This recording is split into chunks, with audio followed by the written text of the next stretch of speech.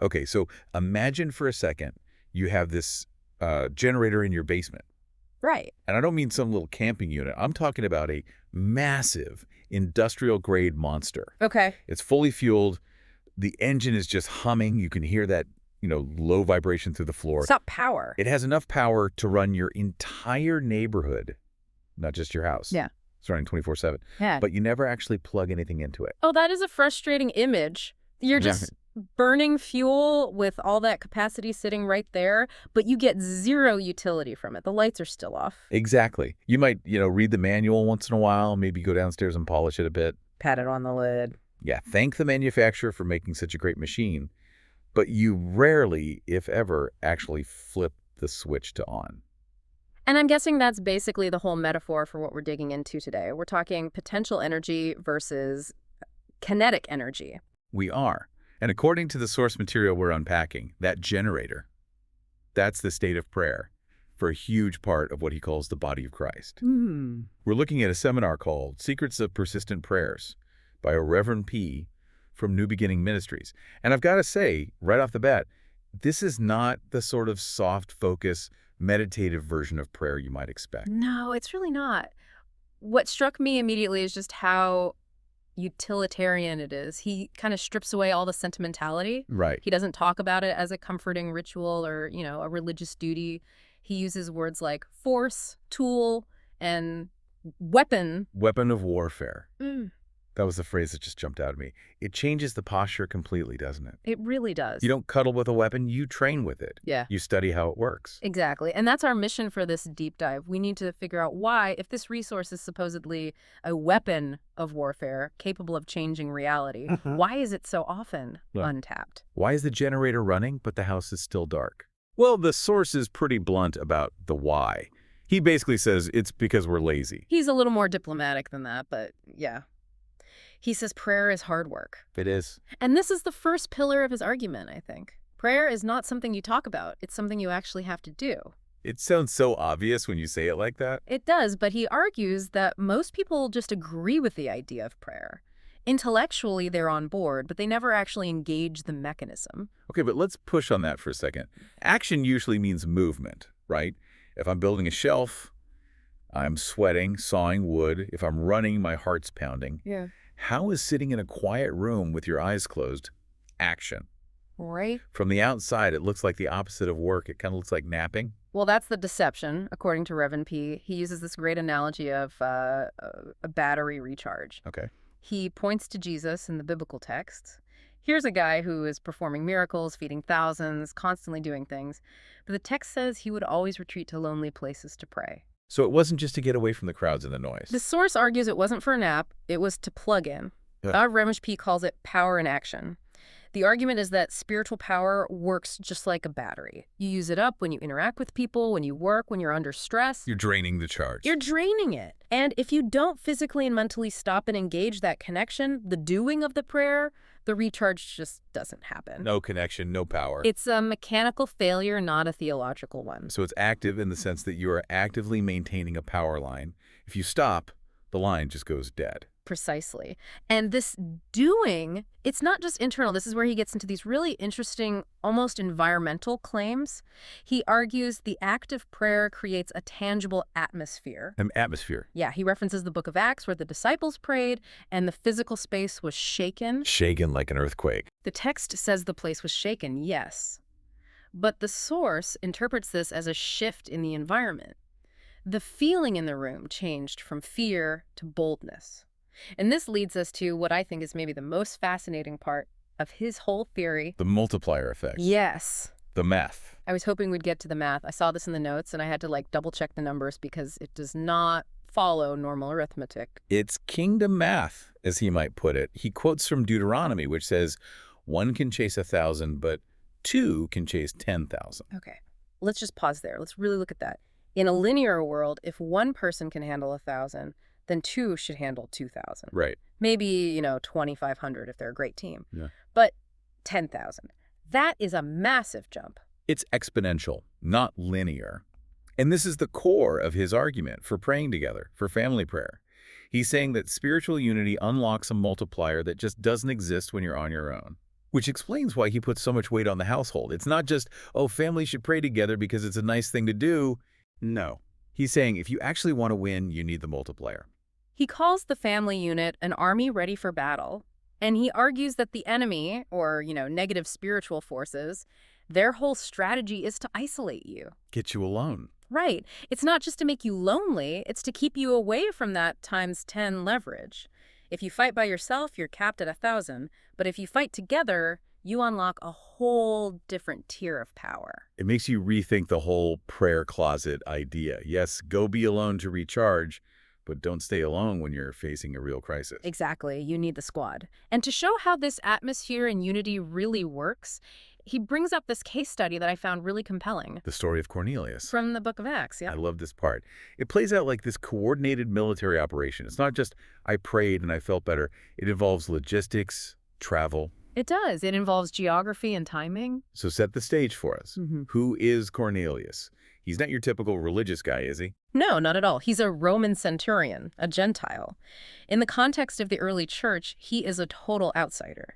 But the text says he was a devout man who prayed to God constantly. And he's doing this in his house, in a city called Caesarea. Just him and his family building this atmosphere we were talking about. Meanwhile, you've got Peter, the head of the church, the big gun, staying in a town called Joppa. Right. And Joppa is about 30 miles away.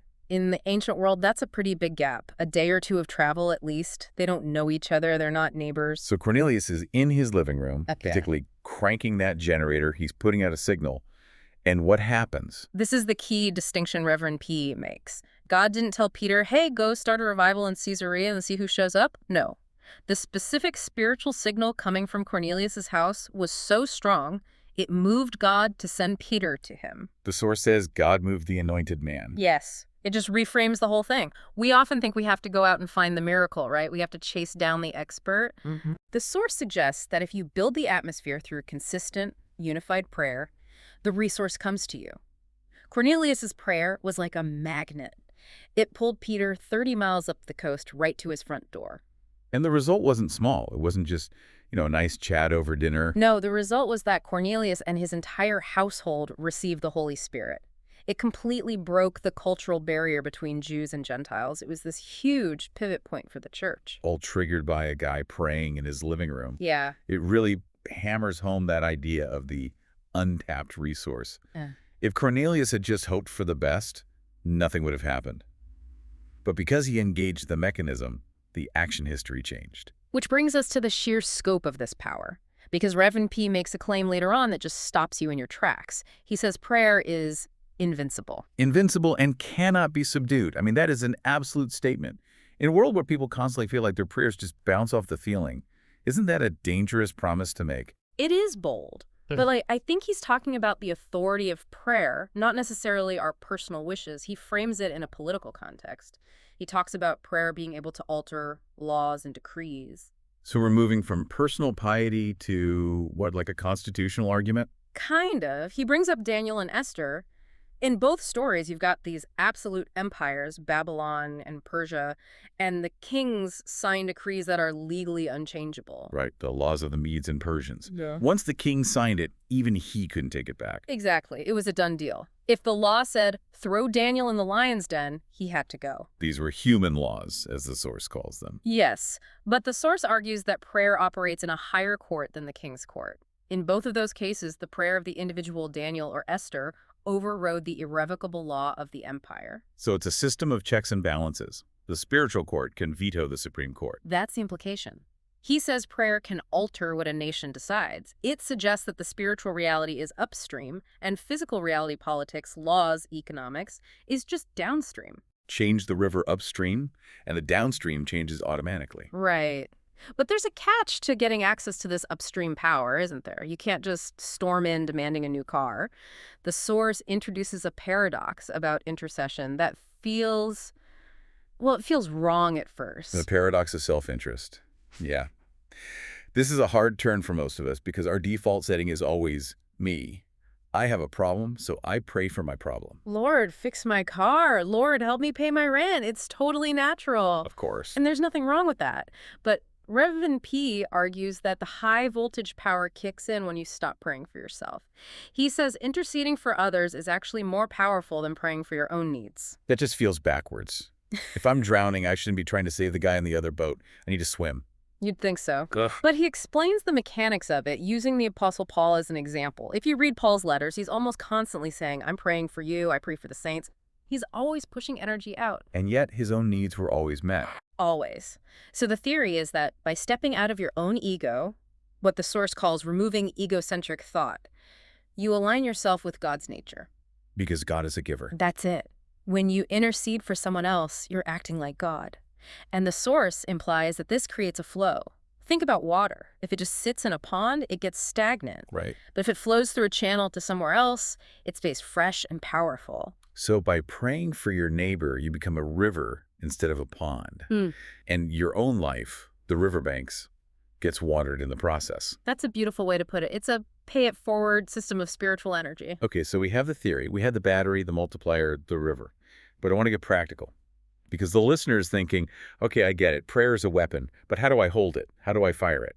And the source gives a user manual. He does. He breaks down the mechanics, and it starts with a concept he calls turning the soul. It sounds poetic. Mm. What does that actually mean? Is it just concentrating really hard? It's more about calibration. Reverend P warns against just dumping your emotions on God. You don't just walk in and start venting about your bad day. He says you have to turn your mind, your will, your emotions toward God until you become, quote, one flesh or one spirit with him. It's like tuning a radio before you try to broadcast. You have to find the right frequency first. Exactly. And once that connection is locked in, the source describes this method of spirit-led prayer that I found fascinating. He describes it like following a trail. The breadcrumbs. I like this visual. It's great. He says you don't come in with a pre-written shopping list. You wait. The Holy Spirit gives you a topic or maybe a verse. You pray on that, maybe in your own language, maybe in tongues, as the source mentions, and then the Spirit drops the next crumb. So you aren't driving the bus, you're the passenger. You're following the lead. He says you are praying what he wants you to pray. It turns prayer from a monologue into a guided expedition. You don't know where you're going, but you trust the guide. But that takes patience. And he talks about that too. The law of sincerity and perseverance. Oh, perseverance is non-negotiable. We live in an instant gratification world, right? If the vending machine doesn't work in 3 seconds, we shake it or walk away. Reverend P says, do not put a limitation on God regarding time. Right. He uses the example of Elijah on the mountain praying for rain. Now, Elijah was a powerful prophet, but he didn't pray once and then say, well, I guess it's a dry season. No. He prayed, sent his servant to check the horizon, nothing. He prayed again, check again, nothing. 7 times. Wow. 7 times. Most of us stop at 2. Exactly. The persistence is the mechanism. It's not that God is hard of hearing. It's that the process of birthing the answer, as he puts it, requires sustained labor. Precisely. And there's one other practical thing before we get to the blueprint. Yeah. The idea of the room. From the Bible, go into your room and close the door. And most people take that literally, go to your bedroom, which is fine. But the source argues this is about internal privacy. He says, go to the deepest part of yourself. So it's a state of mind. It is. He points out that just closing your eyes is a functional act. It shuts out all the visual data from the world. You could be on a crowded subway, but if you close your eyes and go to that inner place, you have closed the door. It makes the weapon portable. You don't need a special building. You just need eyelids and focus. That's the takeaway. All right, let's land this plane. The source ends with a really specific guided session. It's based on a template he calls the Prayer of Jabez.